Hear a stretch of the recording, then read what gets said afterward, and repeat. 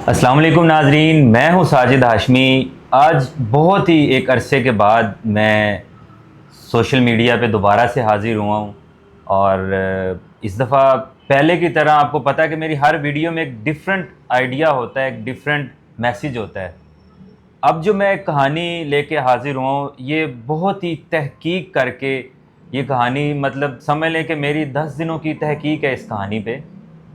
میں نے پوری اسٹرگل کی ہے، محنت کی ہے، پوری مطلب کہ تحقیق کی ہے کہ ایکچوئل واقعہ کیا ہے۔ یہ میرے پاس ایک لڑکی موجود ہے، یہ ان کی کہانی ہے، اور اس میں ایک بہت بڑا میسیج ہے اور بڑی دکھ بھری کہانی ہے۔ اب ان کی ظاہری حالت پہ نہ جائیں کہ ویل ڈریس ہو کے بیٹھی ہیں، ایک ماڈرن لڑکی ہے، تو کوئی مطلب اس کی زندگی میں کوئی دکھ نہیں ہوگا، کوئی تکلیفیں نہیں ہوں گی۔ ناظرین، اس کی ایسی درد بھری کہانی ہے کہ مطلب میں خود سن کے اور دکھی ہو گیا، دکھ میں چلا گیا، پریشان ہو گیا، میرے آنسو تک نکل آئے کہ ایک مطلب ایسی لڑکی کے ساتھ ایسا کیوں ہوا۔ کہانی شارٹلی آپ کو بتاتا ہوں۔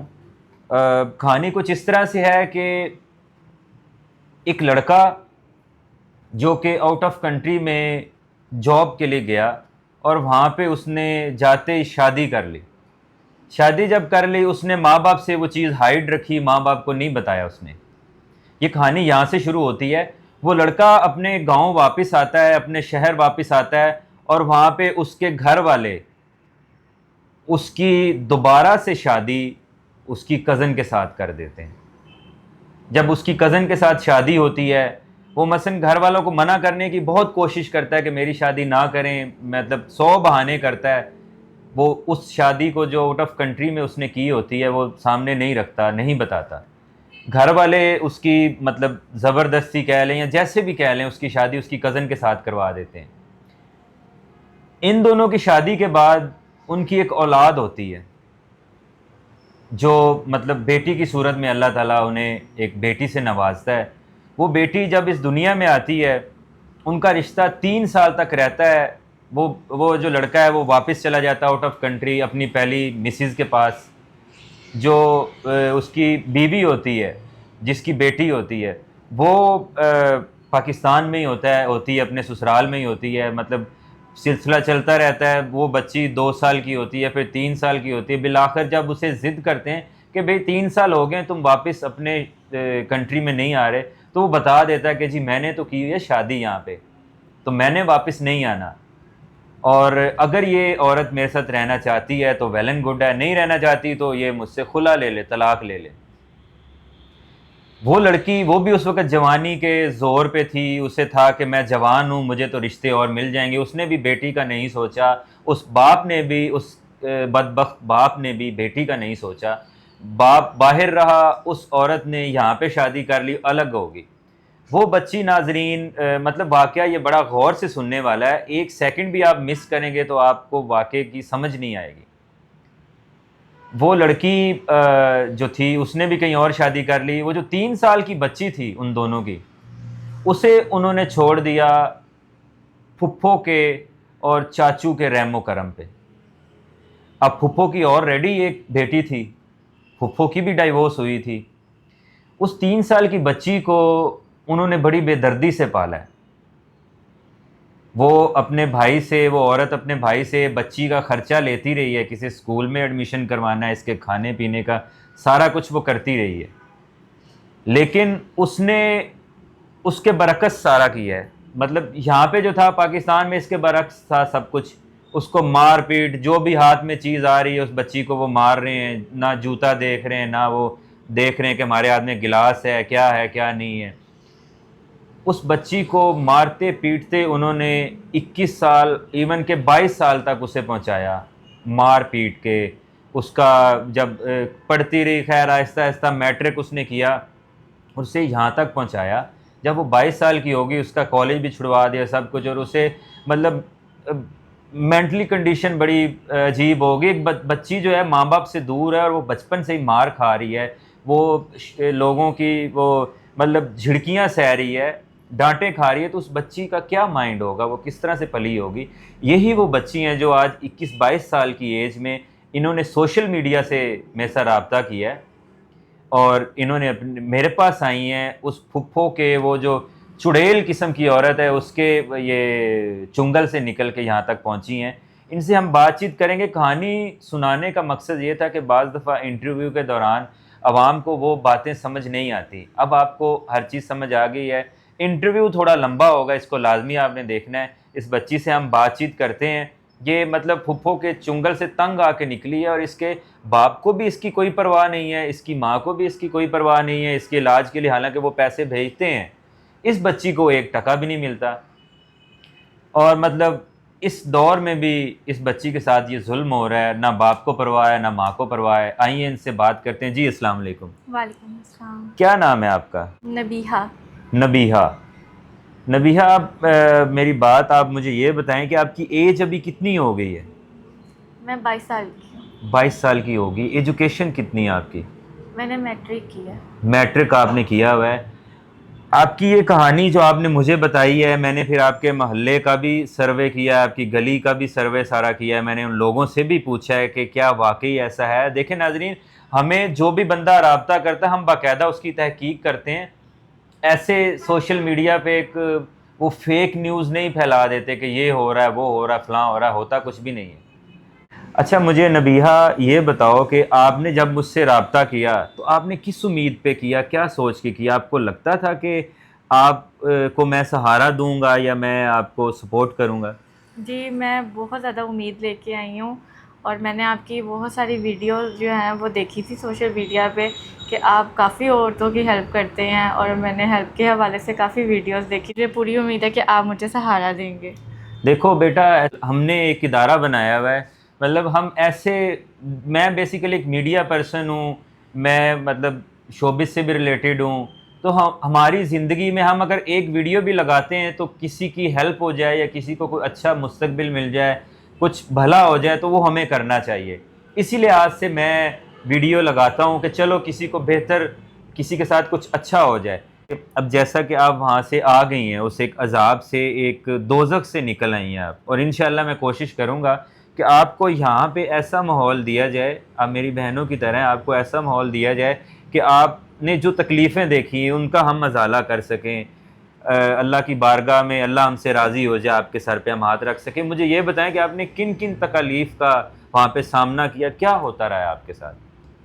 بھائی میں آپ کو بتا نہیں سکتی کہ مطلب میری اپنی پھپھو سگی ہو کے انہوں نے میرے ساتھ مطلب اس طرح سے ظلم کیا. میں نے جب سے ہوش سنبھالا ہے تو مطلب میں نے یہی دیکھا ہے کہ کبھی مجھے کوئی یہاں پہ آ کے کوئی مار رہا ہے, کوئی چھوٹی سی بات ہو رہی ہے تو مار رہا ہے, اور پھر میری مطلب پڑھائی چھڑوا دی گئی, اس کی وجہ سے میں پڑھ نہیں سکی.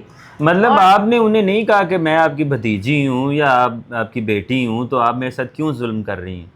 ایسا ہو سکتا ہے کہ مطلب میں نے نہ کہا ہو, میں تو اپنی پھپھو ہی مانتی رہی ہوں, اور مطلب میرے ماں باپ نے جب میرا خیال نہیں کیا تو میرے لیے تو میری پھپھو ہی ماں کی طرح تھی. لیکن میری پھپھو میری ماں ہی نہیں بنی. انہوں نے میری کسی تکلیف کو تکلیف سمجھا ہی نہیں, الٹا مطلب مجھے لگتا ہے کہ میرے پہ ظلم کا پہاڑ ٹوٹ گیا. مارتے جس تھے, سے پیٹتے تھے, کیا مطلب کیسے؟ ہر بات پر, ہر کام پہ, اور جو ہے وہ کچھ غلط ہو گیا ہے, کچھ ٹوٹ گیا ہے تو, اور پھر ان کے بچے تھے تو وہ بھی اس طرح سے آتے جاتے, کوئی بال کھینچ رہا ہے, کوئی کس طرح مار رہا ہے. اچھا اب میں ایک چیز آپ سے پوچھنا چاہوں گا. آپ نے جیسے بتایا کہ آپ کی کزن بھی ہے جو آپ کی ہم عمر ہے, کیا اس نے بھی آپ کو کبھی سہارا نہیں دیا یا ساتھ نہیں دیا کہ یار یہ تو ہم عمر ہے, ہم سہیلیاں بھی آپس میں, یا اس کا رویہ کیسا تھا رویہ آپ کے ساتھ؟ پھپھو نے ہمیشہ سے اس کو بتایا ہی اسی طرح سے ہے کہ اس کے ساتھ نہیں بیٹھو, یہ اچھی نہیں ہے. مطلب کہ میں ایک بچی ہو کے انہوں نے تو میرے کردار تک پہ کئی بار جو ہے نا وہ اور انگلی اٹھائی ناظرین ہے. یہاں پہ میں ایک بات بتاتا چلوں کہ میں نے پورے محلے میں اس بچی کے کردار کا پتہ کیا ہے کہ کہیں مطلب ہوتا ہے 100 ایشوز ہوتے ہیں, کچھ چیزیں ہوتی ہیں, اور پورے محلے نے مجھے ہاتھ جوڑ کے یہ کہا ہے کہ بھائی آپ ان کو یہاں سے لے جائیں کسی بھی طرح, یہ بچی یہاں پہ بہت ظلم سہتی ہے. اور ایون کہ ان کا مطلب محلے والوں نے اس چیز کا کہا ہے کہ یہ کوئی ایسی برائی بھی نہیں ہے اس میں کہ کوئی ہوتا ہے کہ کوئی بری یا کچھ ایسا ویسا کچھ بھی نہیں ہے, اور اس پہ غلط الزامات لگائے جاتے ہیں.